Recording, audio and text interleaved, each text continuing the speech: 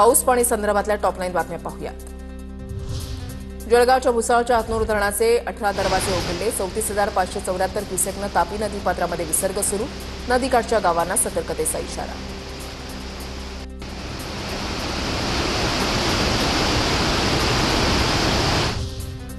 जळगावच्या चाळीसगाव तालुक्यामध्ये 4 दिवसांपासून दमदार पाऊस। 24 तासांमध्ये 11 मिलीमीटर पावसाची नोंद। तापमान 4 दिवसांमध्ये 3 अंशांनी घसरलं। गडचिरोली जिल्ह्यामध्ये इंद्रावती नदीला पूर। भामरागड तालुका तिसऱ्यांदा संपर्काबाहेर। पर्लकोटा नदीवरून पाणी वाहत असल्यानं चाळीसगावचा संपर्क तुटला। दक्षिण सोलापूर तालुक्यामधल्या भीमा नदीवरील बंधारे गेले पाण्याखाली। उजनी धरण आणि वीर धरणातून भीमा नदीमध्ये पाण्याचा विसर्ग। नदीकाठच्या गावांना सतर्कतेचा इशारा।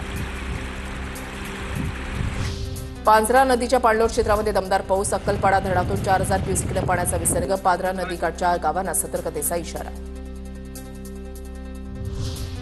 पुण्यातलं मुळशी धरण 83% भरलं। गेल्या काही दिवसांपासून सुरू असलेल्या पावसामुळे धरणाच्या पाणी पातळीमध्ये वाढ। मुळशी धरणातून 5,600 क्युसेकनं पाण्याचा विसर्ग।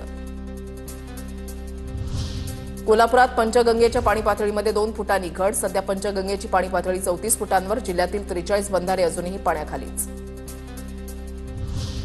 नाशिकला पाणीपुरवठा करणारं गंगापूर धरण 76% भरलं। गंगापूर धरणातून गोदावरी नदीमध्ये पाण्याचा विसर्ग सुरूच। गोदाघाट परिसरात पुन्हा काही प्रमाणात पाणी पातळी वाढली। गोदाघाट परिसरातील नागरिकांना सतर्कतेचा इशारा।